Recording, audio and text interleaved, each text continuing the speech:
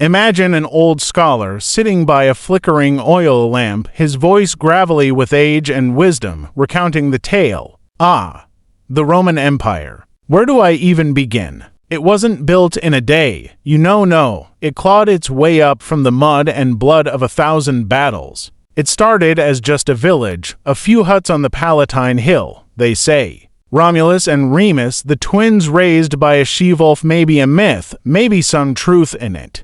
But by 753 BC, Rome was born. At first, it was ruled by kings, some good, some tyrants. Then, in 509 BC, the people had enough. They threw out the last king, Tarquin the Proud, and swore never to be ruled by a single man again. Thus, the Republic was born. The Senate, the people's assemblies, the consuls' power shared, at least in theory. But Rome was hungry. It swallowed its neighbors, the Latins, the Etruscans, the Samnites. Then came Carthage, that great rival across the sea. 3 brutal wars, the Punic Wars, and by the end, Carthage was dust, its fields salted, its people sold into chains. Rome ruled the Mediterranean now. Mare Nostrum, RC. Yet victory brought chaos. The Republic cracked under its own weight. Senators grew fat on corruption. Generals raised private armies. Men like Marius and Sulla turned Rome's streets into battlegrounds.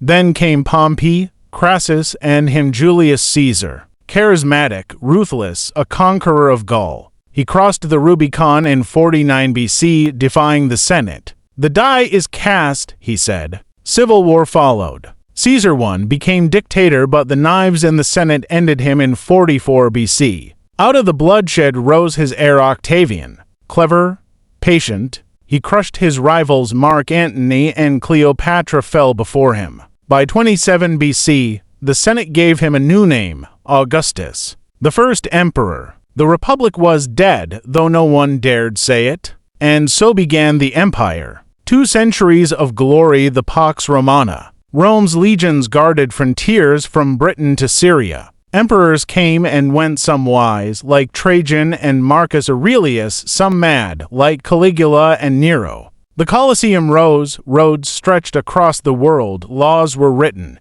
Rome was eternal, or so they thought.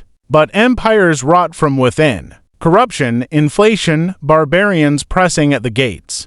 Diocletian split the empire in 2 to save it east and west.